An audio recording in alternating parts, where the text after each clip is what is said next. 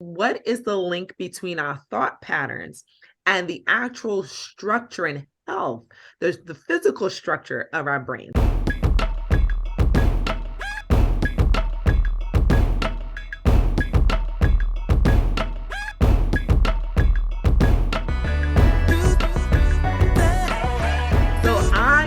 So excited to talk about this topic, you guys, because I have, on the low key, maybe not that low key, am really fascinated by brain development and behavior and exposure to social media. One, because I'm actually looking at my own behavior as I get exposed to social media and different things that I watch and just how the different algorithms work as to what you'll see on social media and my response to that and kind of monitoring my own behavior. So that being said, I had to bring the experts of the experts on the couch to talk about this particular topic. So today we are so happy we have two new panelists, and let me tell you, I'm so excited. But before we get to them, y'all don't know how we do when Dr. Tamala Black comes on our couch. Y'all know what that means. Grab your iPad, your iNotes, your pads, whatever manner of writing material you need to take some notes. Dr. Tammy, we are so excited to have you back on the couch as our doctor of psychology with a specialty in trauma. Okay, you guys, and those out there who want their marriage and family therapy done, make sure you hit her up. If she can't add you onto her current panel, she will make sure that you are taken care of. Dr. Tammy, we're so excited to have you back on the couch this evening. Yay! Hello. I'm excited. You know, I love when you're on the couch. I love it. I love it. Love it. Love it. Oh, and now listen. Okay. First, we're going to talk with, listen, I finally got Nicole on the couch. I'm so excited to have Nicole Hemstaff. Nicole is listen, first of all, when I met Nicole, there was this stat that she shared that stuck in my brain for years. That's how much she is such a woman of information. And now I know the percentage of my brain, the decrease in the function of my brain when I add an additional task is because of this woman. So when you hear me quote that stat, it is because of this woman. She is the director of the Brain Zone of Reading and Learning, the Reading and Learning Center. Nicole, we are so excited to have you on the virtual couch. I'm so excited to have you here. Thank you. Glad to be here. Thank you for hopping on. And y'all ain't ready for this. Listen, y'all ain't ready for this, panelists. We may have some resemblance because we are related, but let me formally introduce her. Dana Matthias, we are so excited to have you on the couch today as a program director at Raising Expectations, multi-site nonprofit center that's taking care of your kids, okay? And not only that, but she has taught biology for donkey years. So she definitely know a thing or two about kids and child development and all that good stuff. Thank you for coming on the couch, sis. It's great to be here, sis. Awesome. So this is the thing, you guys. There's lots of talk right now in the political arena. We're going to take a little bit from that. We're going to apply to the topic that we're going to talk about today. And the new topic has been a lot of media on TikTok. And what's been astonishing to a lot of people is the fact that TikTok is different in other countries than it is in the US. And there are lots of theory behind that. Some people say it's technological war or educational war, but there are a lot of concerns about what our kids are being exposed to and the intention of what our kids are being exposed to the point that we recently saw a video where the actual owner and CEO of the company, his kids don't even be on TikTok. That is incredible. So why, if the owner of TikTok doesn't allow his kids to be exposed to it, why are our kids watching and participating in TikTok videos? Is it harming them? Are we destroying our next generation from being the creative, intellectual beings that they are intended to be? So let's talk about it, ladies. Did y'all hear about that? Did you guys hear about the fact that he doesn't even allow his own children? So what are your thoughts about TikTok and how, not just, I don't want to just call out TikTok. It just happens to be the one in the news. So I feel like I'm free to call that particular platform out. But people have called out other forms of social media, other platforms that they have said are harmful, whether it's Twitter or whether it's Instagram. What do y'all think about them? Well, I'll say. So I definitely with TikTok, and I have a 19-year-old, so let me just say that, right? So Mhm. I have a 19-year-old, so TikTok is a thing, is a big thing for us, right? And so I had to explain to her, Caitlin happens to be high functioning, right? So Uh-huh. she's a double major with the minor, graduating in 3 years. So she's really high functioning, okay? But TikTok, right? Katie, what are you doing? Nothing. It's just a TikTok video. Mhm. Katie, what are you doing? TikTok video, right? So you have to look at it like there is a reason if you do TikTok in like China, they see musical things. They see things that help children's brains. They see things that are education based, right? They are not allowed to see the foolishness that is spewed to our children every day. And I think what parents sometimes, unfortunately, when you have smaller kids, and it is hard to be engaged, and it's hard to be a parent. That's just a thing, right? It's easier to give them a phone and allow them to be on TikTok than it is to get up and actually be an active parent, right? But I don't think the parents understand what's happening to their children's brain as they're allowing them to spend hour after hour on TikTok. And if somebody creates something and says, but my children can't do it, that should be a wake up call for everyone whose children is on it, in my opinion. That is so true. That is so true. So, you work with a lot of kids, Dana. What is the sort of trend that you're seeing with kids? And what age group do you specifically work with, just to make that clear? I work with middle school and high school kids at this point, and TikTok is life. And it is, they would stop in the middle of what they're doing, and everybody knows the TikTok dance. In fact, my team members and I were discussing TikTok and its impact today, and they were themselves admitting that TikTok has a hold on them. So they already know the impact that it has on the kids. And in terms of when we're doing planning of programming, because I work with multiple organizations, we used to be able to run different aspects of programming for 45 minutes at a time, and it just doesn't work anymore. Their attention span is this much before they start to get very antsy and agitated. And heaven forbid, if you ever take away their phone, it is not a it's an immediate blow up. So I am seeing the impact, and I was also discussing as well that it's not just TikTok.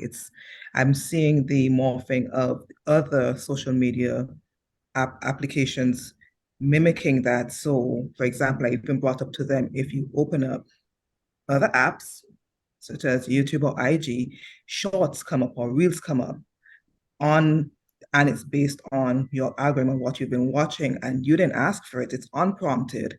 It's upon immediate opening where you could have made a decision to open something and watch it and click on a video. You're seeing that they're mimicking this straight at you, and then it keeps scrolling. First, it would pause and end. Now it will just automatically keep scrolling and scrolling and scrolling, unprompted, unsolicited. And before you realize it, you're an hour in and you forgot what you opened the app for. Mm-hmm. I totally agree with you. And I'm guilty of that, you guys. Like oftentimes I go on the apps because I have to, create these videos and these posts, and it kind of has a whole other conversation. I feel like it makes you because you have to engage in order for people to see what you post. So it requires you to be on the app in order for people to see what you worked so hard to put together as a post. And if you're creating something, you want people to see it. You don't want to create something and it's in a corner somewhere in the app. You want people to be able to see it. So I do agree with you. Even as an adult, like I get on the app and I'm supposed to be creating. I'm like, wait a minute, what was I supposed to be? Oh, right. I'm supposed to be creating a video.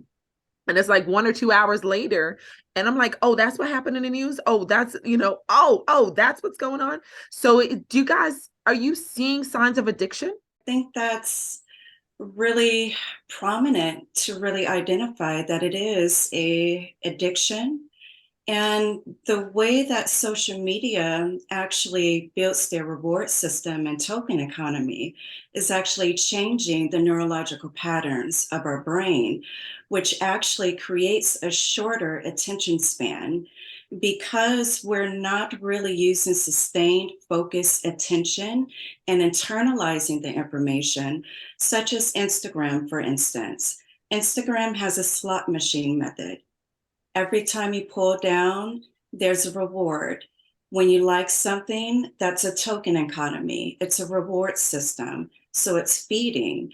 So social media, the phone, has almost a second extension to human existence.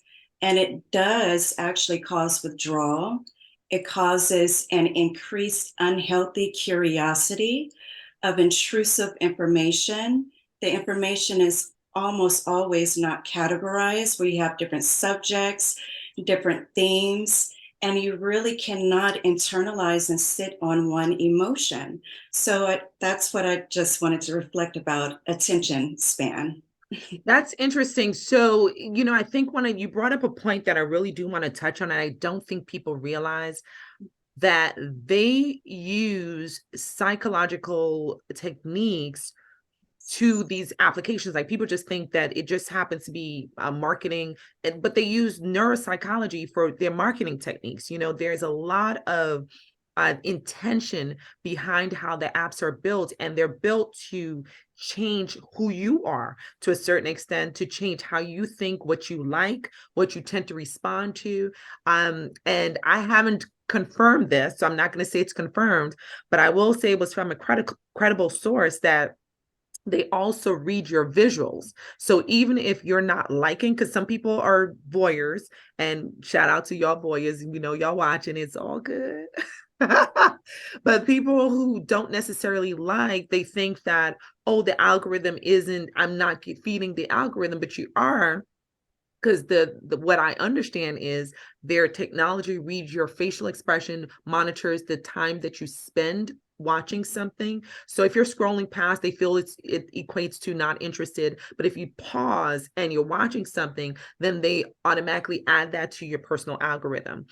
So there's a lot of psychology that is taking place in your behavior patterns. And I will definitely say, I'm trying to remember what's the longest I've been off social media. I can't remember, but it hasn't been that long in terms of like I know people who are able to stay off for days. Now, granted, I do have some responsibilities that make me have to be on the social media, and I'm sometimes kind of feel a little like, man, I wish I didn't have these responsibilities, because I do realize and notice the pattern of the behavior changes associated with what I do. But I just happen to be looking at things that has to do with babies and pregnancy, so it's kind of happy related.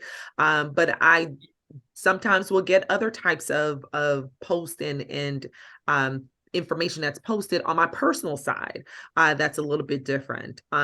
So it's just really interesting. So one of the things that I thought was interesting in my own career as I dive into the psychologics, because I work with women with changing their health habits and behavioral techniques and things like that. So I step into those waters enough that it has stirred my interest.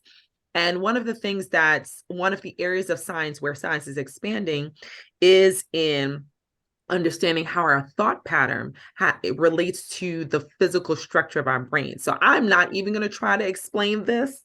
So I'm going to leave it to the experts to really explain what is the link between our thought patterns and the actual structure and health, the physical structure of our brains. Can you share with us and help us understand those connections? Well, specifically with social medias, right? So with brain, exactly what Dr. Black was saying to us, that's called variable ratio reinforcement, right? So what happens is I do this, I get a reward right then. So what happens in your brain, you release dopamine, right? That's the I'm happy situation going on in your brain. So what happens when we get a drug release? What do we want?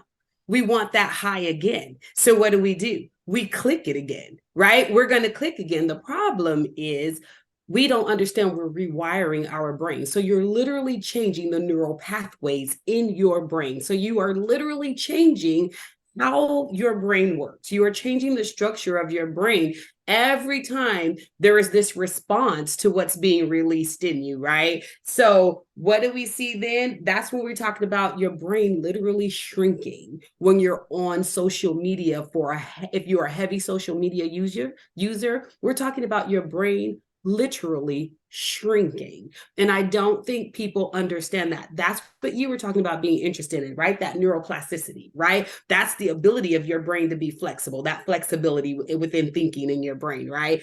You are literally changing the reward pathways in your brain. And because we were talking about those being shorts, right? So you're talking about a 30-second clip, but then you're getting a brand new information, brand new. So the stimuli is changing every 30 seconds. So care to take a guess what the average child's attention span is now?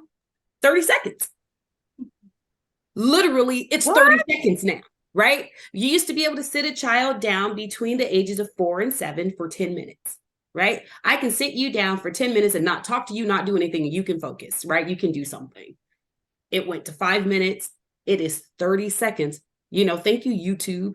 Thank you, right? And then people don't even consider video games social media, but you don't need someone there. You can play with someone in Hong Kong. You can have friends. You can see them. It is a form of social media. Well, then you get that dopamine. Mom and dad take it from you. Now you can't get that high. You will have an instant fit. You are going to throw a fit because you're literally thrust your body into withdrawal. It is I have parents tell me all the time, well, he kicks, he does this, he does that. And I thought, okay, well, listen, the problem didn't start right now, but you can't allow, right? Literally, your child's brain is being changed, right? You're talking about overdevelopment of the occipital lobe. That's that thing that says, this is how we chill. This is how we relax. This is how we disengage, right? So I think if parents understood the full effect of what is happening to their child's brain, and that these are things that you're going to have to come to me and pay me $18,000. So I will write a program for your child to build brand new neural pathways in their brain. Or you can take them off social media. Wow. Okay, Nicole, as always. I gotta unpack, but she just packed up. It was like blam. Okay, so here's my thing. You made a comment before, which I think is really interesting comment, is the fact that social media has become the babysitter, right? So a lot of parents are using social media to take care of the kids while sometimes they're on social media too. Yeah. Right. So you have addicted parents, you have addicted kids, nobody's having interactions. But this is what happens when all of my dopamine release and all of my excitement is associated with a virtual experience, and I'm no longer having real life experiences. I'm going to stop there because I'm going to go a little further with that, but I'm going to stop there. Know what happens, right? The anxiety, the depression, right? All of those, that's what comes next. And that's when you're going to call Dr. Black and you're going to have to pay her fee, right? Because now she's going to have to talk you through it and get you back socially, emotionally, right? She's going to have to get you back, or you can pay me an extra 10,000. I'll put social emotional on your plan, right? Or you can go talk to Dr. Black because you are going to get depressed. You're going to, or you can even call social anxiety because you're so used to interacting here when you're face to face. Now you have social anxiety. You don't know how to do this anymore, right? And then that calls on higher order thinking skills, except you haven't developed your higher order thinking skills because you've just overdeveloped your occipital lobe. And all you really know how to do is zone out. Wow. It's a tricky thing you're doing to your brain. And we don't know enough about brains to beat our brains down. Mm-hmm. We just don't know enough about brains to do something that we know is harmful to our brains. And I mean, obviously there are programs, right, that I use that are on the computer that they can be good. Your child plays a video game for an hour a day, you can actually increase your child's right thinking. Okay, I have heard that. I have heard people consider the use of video games to develop certain types of child development techniques. Yes, very true. But it has to be controlled and intentional. Right. And not just random, right? I probably wouldn't let my kid go play the slaughter shoot 'em up game, right? That's not going to be it. But you do want them to, what is that one? They love to build the stuff in there. Minecraft. So, right. There are some really good games that will be intentional, right? and it will help develop certain skills that maybe your child doesn't have and help build. But that is probably an hour a day, and you want to max out. And I don't even know that I would give them the entire hour at a time. Wow. And I would probably break that up. My daughter never played video games. She was not allowed to play video games. And this is fascinating. This is really, really fascinating. And the other part that really gets me also is, so the unique experience of Blackness in America is oftentimes now lived on social media, right? Every time something traumatic happens or disastrous happens, it is on social media. How does that exposure to that vicarious trauma is affecting our, because I can go from the stress aspect and how, and to my understanding, there is an effect on the brain specifically. I usually talk about the other effects that have affect the body and the function of the body when it comes to stress, but there is actual a change in the brain when we are exposed to trauma and to stress. So how does the impact of continuously seeing these vicarious traumatic moments impact our behavior and development?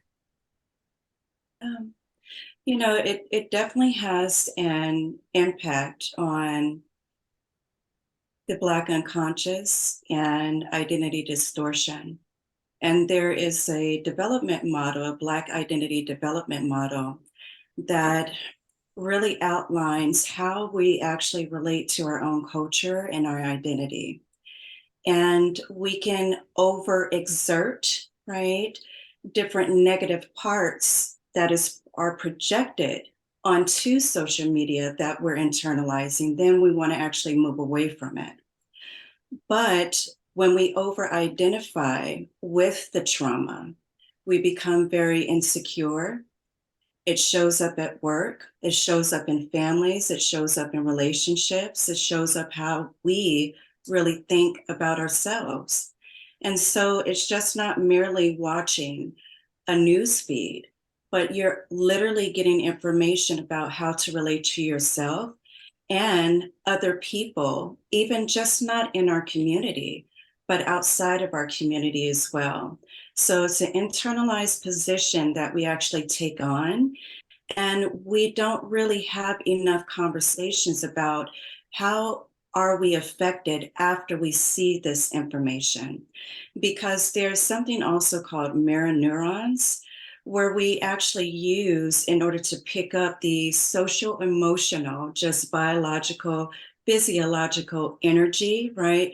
Facial expressions, mood states. This is how mothers and babies attach, right? Baby sad, mom actually mirrors that, right? Mommy's happy, the baby actually mirrors that. We actually mirror the trauma as well. So when we actually learn that, and that's why, and I'm shifting a bit, but that's why you saw a lot an increase in aggression, because we're going to go slightly different direction. During a pandemic, we were all locked at home. I want you to go And there because I was going to bring it up. So definitely go there. yes, yes.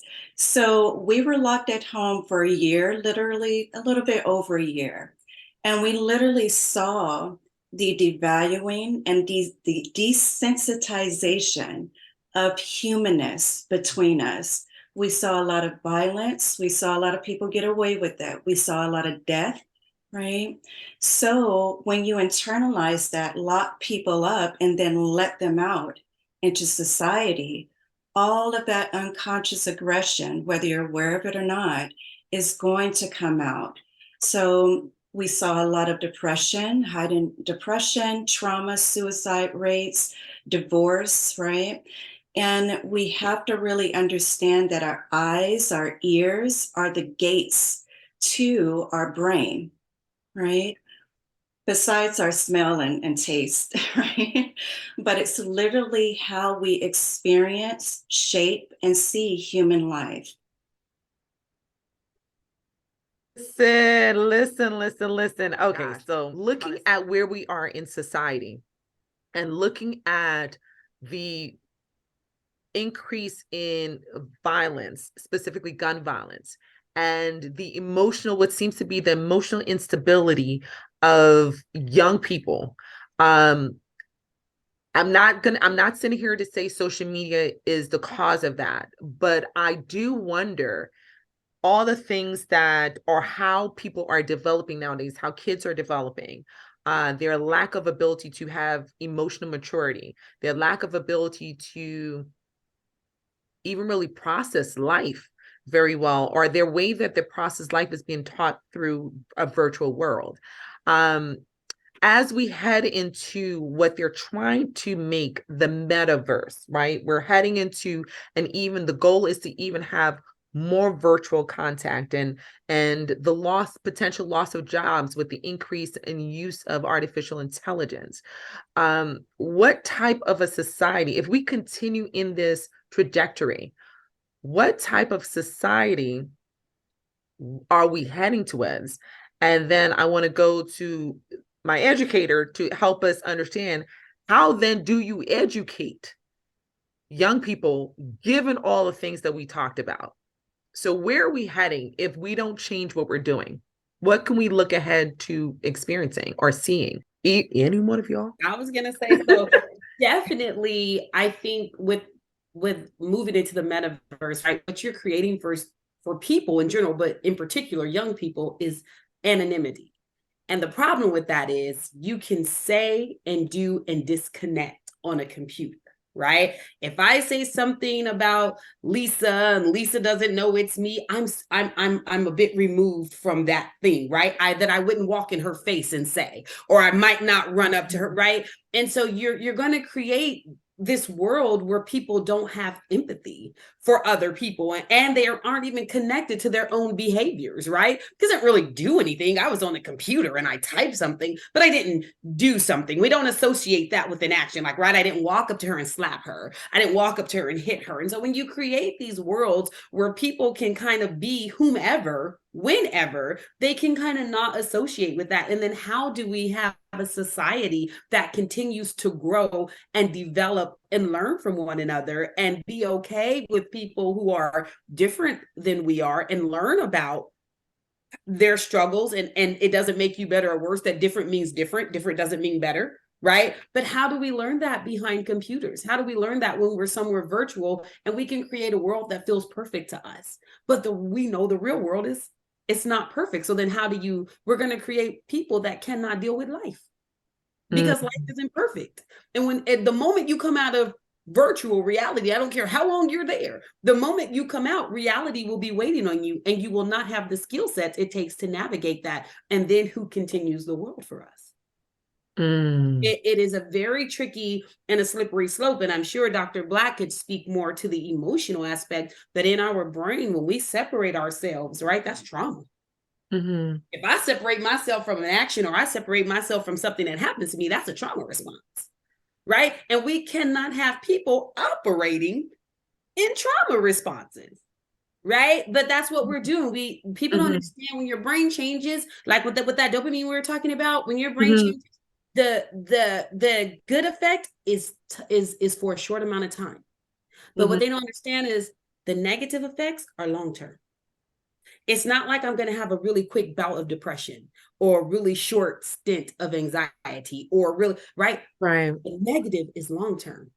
And how do you live in a world that isn't really a world? And that's what we're trying to create for kids. But what's going to happen is the people who run the world will never live in there. They'll just put us and our children in there. And they'll Right. be the world the Right. outsiders. Because I do think he is not the only CEO that does not allow their kids to participate in social media. If I don't want to misquote, but I do believe I heard that before with the CEO of Facebook. so it's interesting. And with that whole documentary, no, I didn't make that up. Okay, Taska, that was your memory. The whole documentary on social media talked about the exposure of these critical players in the development of social media. I'm not going to promote the documentary because we're not getting no coins from them, but I'm just saying, go on Netflix. I'm not promoting Netflix either, but I do think it's really important for people to be informed about this. There's an amazing documentary of people who were critical to the development of these platforms, who literally said, I absolutely will not allow my kids to watch or to participate on social media. The people who created it, by the way. So that tells me, or told me when I watched that documentary, that they were very much aware of the danger and the destruction of the platforms, and that they were, for lack of a better word, being predators to utilize our desire for escapism. Because again, it's the same reason why people have other forms of addiction, the desire to escape life, because life is hard. Life is never not hard. It's always hard. It's always going to be hard. But there's a desire for people to escape life. And they are profiting on that. So as an educator, where you're trying to literally help kids pass, say, their A, B's, and C's and pass their standardized exams, which you have to have a certain amount of attention span to be able to sit for those exams. Though people be, trying to get all sorts of extension, that's a whole other conversation. But how do you listen? Y'all know folks trying to say my child got this and that so that they can get those extensions, okay?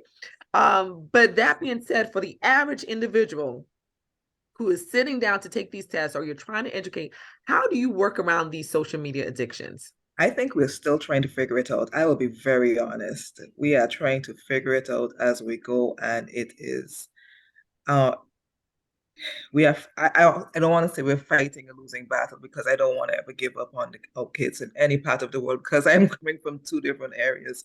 Mm-hmm. But it is one of those things where I had to have this discussion that back in our days, our Mm-hmm. days when we were younger, if we had any type of dispute with anybody at school, at after school, anywhere, and we went home and the door closed and we were at home, just the people physically in the house was who was in the house. We handed a device where we let the entire world in, and you could have left your front door open and been safer. I had your kids more safe than when you handed them a device. You've handed them predators unchecked. You've handed them bullies unchecked. You've handed them just people who are changing their views, different to who can have radical views, um, just anything. And we were taught when we're young that you're supposed to have these talks with your kids. It's supposed to be the birds and the bees. It's supposed to be, looking both ways before you cross the street. Road safety, don't talk to strangers, don't get in the cars with strangers.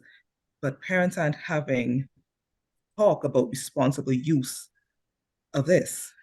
Mm. That is just like the birds and the bees. It's supposed to That's be a an great entire point. conversation before you hand them this. This is handing them this with an internet or Wi-Fi access or data. You might as well left your left front door open. That is such a great point. But You're- parents don't see it. So they're confused as to why their children are changing, and they don't know why their children are changing. They don't have their child's passcode, nothing. No, you need to put spy devices on it to figure out what's going on. You have to. There are people. I can tell you many stories that sounds, and we all know that sounds Mhm, fact stranger than fiction. It is mhm, scarier than fiction. And anybody who's dealt with education and all of our roles, we've heard the stories, and there are people who will never believe the crazy things we've had to encounter. So, in terms of exams are changing, they went from being paper to online, so you can't even change the device. The studying has to be online, so it needs to be. So, we're still continuing this cycle where we can't even rope it back in. mhm, Let's mhm. not open it back in, because they're now all of their studies are on the devices, and you can block anything from a child and you'll find a way around it. In fact, the more you block it, the more creative they get. You I just was going to ask you that because I do think that kids, I mean, we talk about these pandemic kids and we see all these posts about the little babies they come they out have who know how to use the phones already, right? Which is they insane to do. me. There's stuff like in terms of education, they're airdropping the answers, they're developing apps, they're going on to they're paying for teacher accounts. where they know the teachers are pulling the exams from. These kids are they're not your standard set of kids. So, I Yeah, mean, we are playing, the they're world different, changed. right? The world changed on us rapidly, and the advice that we were taught to that kids, no, we're giving them 90s and early 2000 advice for a world that no longer exists. And when I'm speaking to parents, I am telling them, close your front door. I said, close your front door. This is your front door. You're leaving your front door open. You will never ever do it in your physical home. Why are you doing it in your virtual home? You're exposing them. So for the other day I had to settle a matter with some young lady who's claiming bullying. And to me, at the age of 13, 12, 13, I've never had people just send a barrage of voice notes just cursing me and threatening me and just Wow. after the other, creating multiple accounts. And I was like, is this the first time? She said, no, this has happened before. That's not normal to me. It's not a normal thing, but it is so normal to them. It's just, that's just a thing that happens. And I said, did you make your account private? Never occurred to her to do that. I told her the same thing. Close your front door, private, block, get off. Because this is not normal. And so when we're trying to say, how do we work around a lot of things, the more we try to create all these things in place, the kids find the ways around it.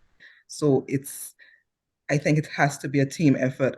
It's from the beginning. Well, as soon as things have to change, the advice that you tell parents to tell for the kids, I don't believe you should hand them a phone. But I get it that when you see all the things that happen with young women and young men just disappearing, then is when you be like, oh, if they had a phone, they could have messaged me. So what do we do? But you're right. It starts with the parent, though, right? Because trying to change the kid is not going to work.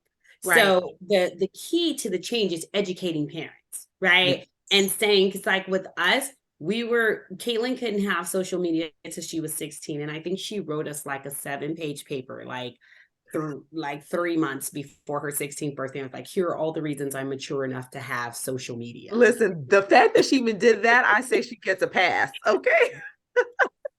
So we didn't let her get TikTok, but we let her get a controlled Instagram account like 3 months before she turned 16. But by then we made her wait so long, she was like, like it's not for her what it was. Like she's on it a lot, but not as much as you would imagine, right? But it comes with educating parents, right? It comes with saying to parents, we have generations of kids who grew up safe with no cell phones, right? But because these kids, they may need cell phones. So when we needed Caitlin to have a cell phone when she was younger, but Caitlin's cell phone could call me, her father, and both her grandmothers, period.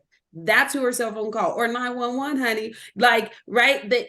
There were no friends in that phone, and her phone didn't even have the ability to do it, right? So we're not going to let you be hurt. We're not going to let you need something, but she couldn't download one app. So guess what? Her phone never became important to her because it was just a big fat reminder that she couldn't do everything that everybody else could do on that phone. And then we didn't go buy her the latest and greatest phone, right? You have this big chunky monkey that you don't want to pull out in front of anybody, and you're only going to pull out in a case of emergency, right? So, but it comes with educating parents and saying, we have to get parents to buy into the idea that it's okay not to give your child everything you didn't have when you grew up. It is okay for your child not to have the latest and greatest everything. And I don't care if you can afford it. Because half of these parents can't afford it and their kids still have it. Yeah. You don't have a dime in their college fund. If you were to retire today, you would be eating cat food. You don't have any reason to be buying this child a $1,100 phone. Nicole, you getting on my future topic. I'm sorry. No, we're going to talk about the impact of poverty and poverty mindset. So I'm glad that you said that because you set us up. But you're 100% right. And I wonder also, just to the point that you ladies brought up about the our generation, now I can't even say the older generation, that is me, I am her, now can't keep up with the natural, what seems like a natural intuition with the younger generation, with understanding on how to bypass and do all these like really advanced technological things, because they're just wired that way. They're actually wired very differently. And so as this rewiring continues, we're certainly going to see a very different society. Can social media or a platform or platforms like social media ever be used in a beneficial way? Do we just have to change how these platforms are working, or request that these platforms do better? Is that possible? Or is this whole concept just destructive from the foundation? I think it can be good, but we have to. I don't think we should say we can require something of somebody else. I always believe require something of yourself, right? Because people are going to offer you whatever they offer you, right? People going to offer you drugs, you take it or not. It's not the drug dealer's fault that you want to buy the drug, right? So I think the platform exists because the platform exists because the platform exists. But I think we have to require more of ourselves and require something of our children and of our, right? I think if we require more of ourselves and say, this is not how I will utilize it, look how you're utilizing it. How many people will learn something that they simply did not know, or maybe learn a technique or listen to a doctor say X, Y, and Z is happening. It's a reputable source, right? And maybe they didn't have that information. Maybe they themselves aren't educated or don't have access to doctors without paying high fees. And I don't want to go pay a $35 fee to ask a doctor a question, right? So I think it can be used responsibly if we choose to. And it can be used to our detriment or to our children's detriment if we allow them to, but we can't be afraid to hold ourselves accountable. I came off social media for a year to prove to Caitlin that nothing had a hold on me. I didn't go on any type of social media, not even for my business. I paid somebody to do all of my business social media because I wanted to show my daughter that nothing has a hold on me. And she's competitive. So what she want to do, right? So So we're responsible for our actions. I believe that. So at this point, I mean, granted, these companies maybe, this may be a reflection of the morality that had already pre-existed the existence of social media that's just now being amplified. But for those who are already or maybe experiencing addiction, how do we know that we are addicted to social media?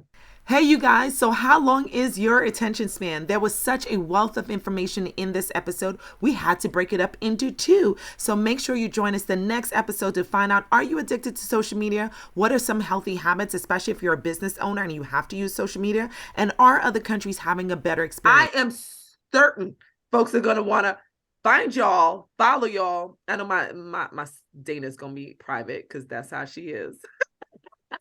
My front door's closed. Like she said, her door is not only closed, it is bolted. There is gated access. You have to know the code. So we're just going to appreciate the fact that she graced us with her presence today. So how could they find you, Dr. Black? Well, I'll share my email.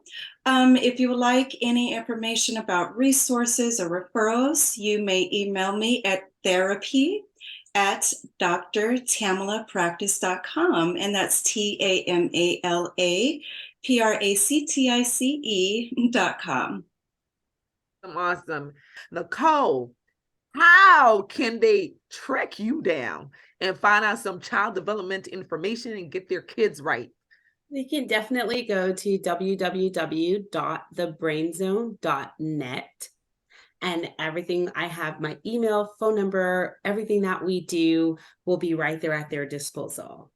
Amazing, amazing. And I am, as usual, the hand behind the handle of Healthy Bump Club. It is Dr. T hopping on this couch for this amazing conversation. I've learned so much today. And like I said, Dr. Black has been on our couch before. So if you want to check out her previous videos, let me tell you, make sure you grab your notebook and your pens and your iPads because you will be taking notes. Okay.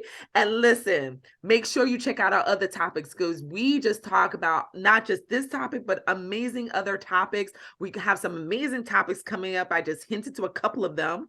We will be talking about AI. We will be be talking about poverty mindset as Nicole she just laid it out. Look at that transition. Okay. So make sure you check those out. Check us out on Instagram for our posts, our educational posts, our quick posts, and you will find us at healthybump.club there. And as you are joining us here on YouTube, make sure you subscribe, hit that subscribe button, and also comment, like, and share. And I am looking forward to seeing you guys one more time on our, not just one more time, a few more times on our next topics coming up. You do not want to miss the topics we have coming on. If you think this one was hot, listen, we keep the iron hot. Okay, we keep it hot. So when you're done there, make sure you check out our shopping information. I know Dr. Blackton said, watch your shopping. I'm sure she would approve you guys shopping for HBC Village. And I'm sure she would approve for y'all shopping on Apple on our behalf. You don't have to co-sign that. You don't have to co-sign that. No. I approve. So make sure you check those out, and we will see you guys when next episode. And